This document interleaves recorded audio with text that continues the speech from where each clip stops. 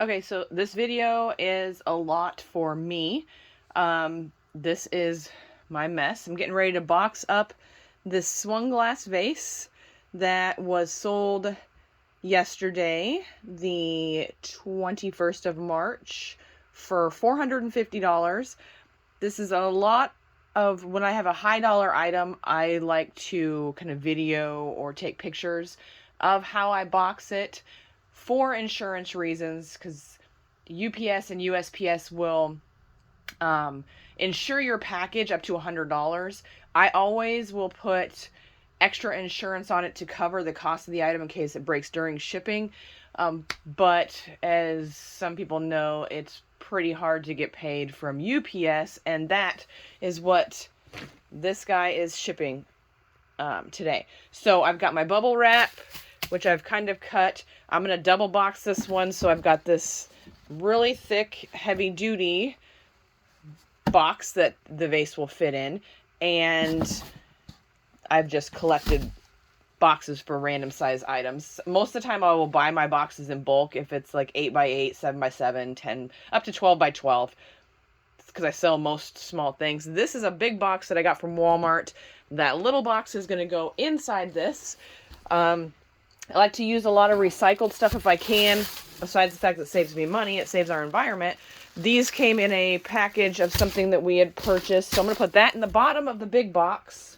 I'm going to put the vase all wrapped up in this box and secure, and this little box goes inside the big box, and we'll put packing all around and ship it out. So what I'm going to start with first is actually using the bubble wrap and getting the vase all wrapped up, which is going to be pretty hard doing it one-handed, so I'll be back with you in 1 second.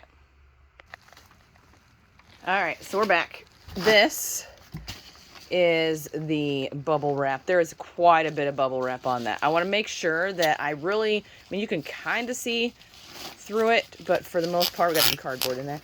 For the most part, we want it to where you cannot see the item inside. The end is covered, the other pieces. I have my thank you stickers, which I tape the pieces of the bubble wrap together. Also throw my business card on there, which has my eBay link on the back. And in the box, I have put paper down inside the box, because obviously it's not going to be upright during shipping the whole time. So I put a pretty good layer in there. I have crinkled up a bunch of paper here for you, so it's not so loud.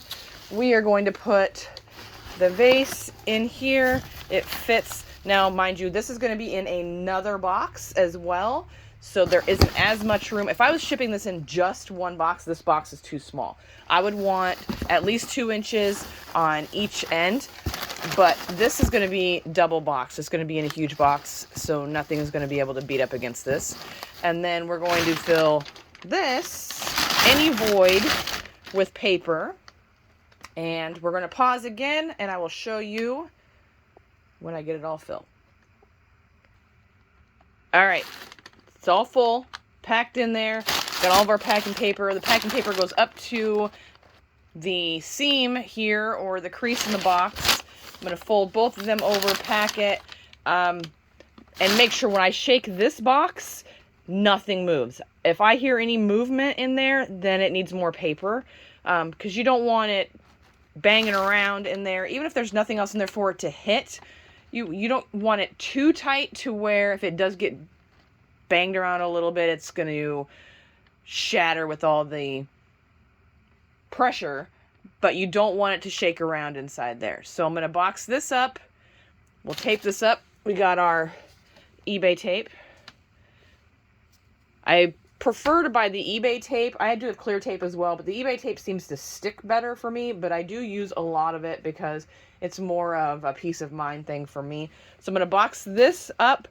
I'm going to put this box inside this bigger box, and we're going to pack around that, and I'm going to show you the end product here just in a second, and it'll be ready to go downstairs and get a label put on it and get this out to the buyer. All right, so she's all done. This box is 24 by 12 by 16, and it was bigger, but I cut it down because you don't want too much room inside the box then you're putting more packing in. It's going to cost you more for shipping because your weight and your dimensions, because USPS and UPS, they go off the weight of the item and the dimension of the box. So I've cut this down. That's a whole nother video if you want to make the box smaller. But the small box is inside the big box. No rattling in there. And also, when you're shipping, you don't want some, I mean, obviously you want your box inexpensive, but you don't want the box cheap, because they do make them different. Like you can see how this one's fairly thick. They do make, like, you don't want to ship something in like a box that you would get a shirt in for Christmas, like the Christmas boxes, because they clearly aren't going to make it there, and you won't be covered for your insurance. All boxes are rated to a certain point, and again, with UPS, it seems to be pretty hard to get a claim out of them. Now, I have gotten a claim for an item that was lost through USPS, and but I was denied a claim for an item that was broken because the box wasn't damaged, which makes no sense that the box wouldn't be damaged. But sometimes you win, sometimes you lose. This is going to go out to the buyer today. I hope she loves it, because to be honest, these swung glass vases are pretty neat, and if I had the choice, I would be collecting them all myself. So I hope this boxing video helps you a little bit, and it also will be in case something happens to the package. But again, it's going to be insured, so make sure you insure it. Don't pack it too tight. Make sure, though, you have at least 2 inches around the outside of your item inside the box for packing materials. You want it secure, because just like everybody else in their job, everybody's in a hurry. They have a job to do. They're not going to constantly, they're going to be a little rough on the packages. So it's going to be up to the shipper to make sure it gets to that customer in a timely manner and in one piece. So, hope this helped.